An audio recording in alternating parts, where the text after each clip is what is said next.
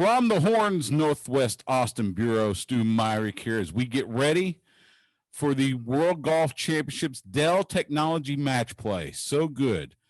After losing it last year to COVID, we get it back. It starts on Wednesday, and a young man that's going to be part of that tournament joins me now on the Vaqueros Cafe and Cantina hotline.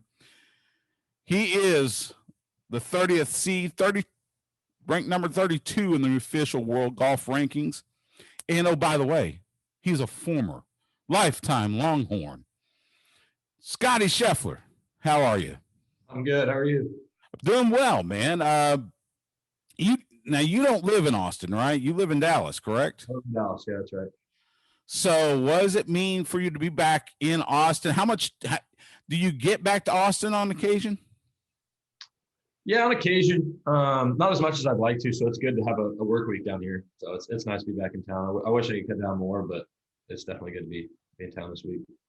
Let me ask you this, because you're kind of a recent grad, 2018. Was there? I always like to ask this of some of the Longhorn legends from other sports, football, basketball, what have you. Was there something about Austin, like when you're on campus, you decide you need to go? You had to go there because either good food, somewhere good to kind of get away from campus. What was that spot in Austin that you like to go to? Yeah, I mean, I had a few different spots. Just the food that I liked. I mean, I'm a big eater, and so some of my favorites like Cabo Bob's, Matt's El Rancho, and then also Taco Shack, one right there. It was always right across the street from my apartment. I would kind of go sit there, eat breakfast. Just it wasn't ever too busy inside, so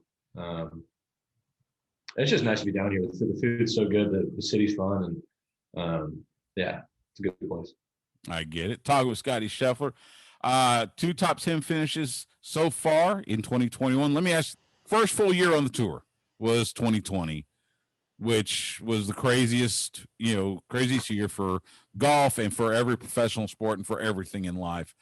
What was it like to have your first full year on the PGA Tour wrapped in COVID? Yeah, it was crazy. It's funny, when it first got started, we didn't think it was going to be a very big deal, and then the more we started to hear about it, the worse it got, and it just continued to get worse. But it seems like we're turning the corner now, so looking forward to this season. So let's talk about this week. You are intergrouping with Xander Schauffele, Jason Day, who won this tournament in 2016 when it first debuted in Austin, and Andy Sullivan. Give me like a impromptu scouting report on what you're going to see from this group. Andy Sullivan, I cannot give you anything on his scouting report.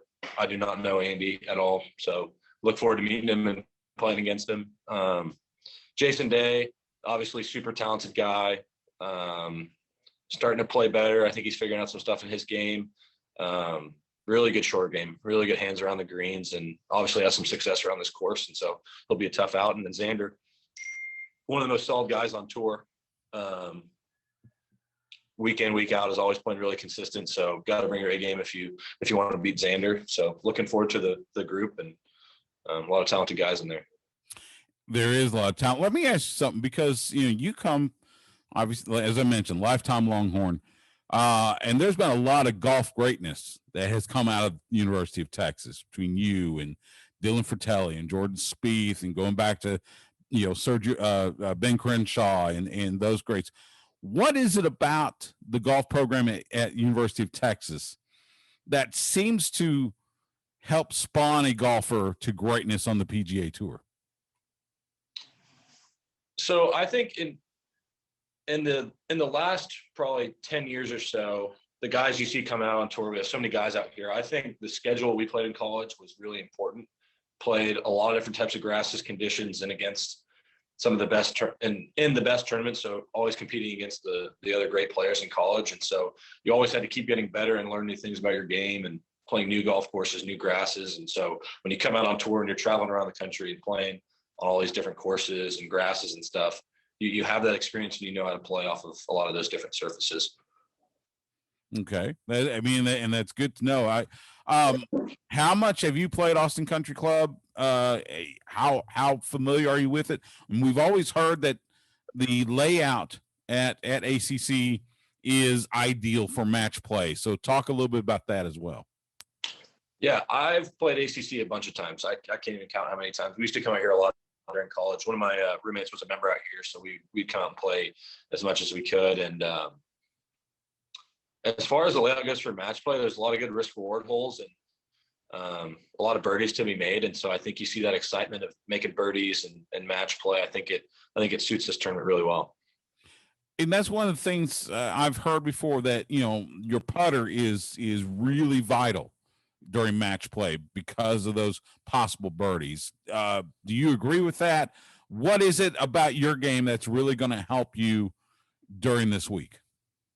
Yeah, I would say the putter is important just any week that you're trying to win a golf tournament. You got to make those momentum putts. You got to make the important ones to kind of keep your round going. And in match play, it's the same thing. You got to make the important putts to win holes or tie holes where you can feel like you get a momentum swing, not you're down or up if you want to keep the momentum.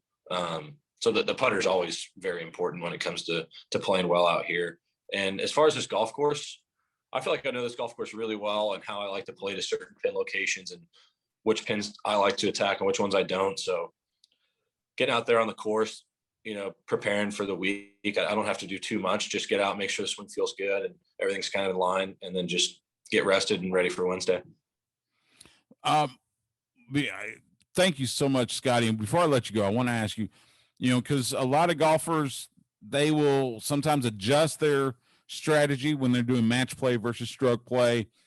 How much do you adjust, if any? Is there a difference? Because I know strategy is a little different because it's not necessarily playing the field. You're just going up against that one person on that day, so you need to beat them. But so how much does your strategy adjust doing this match play format versus stroke play? Yeah, so in this format, you only have to beat one guy. You're not trying to shoot the lowest score possible. You're doing what you can, taking calculated risks to beat the guy that's in front of you.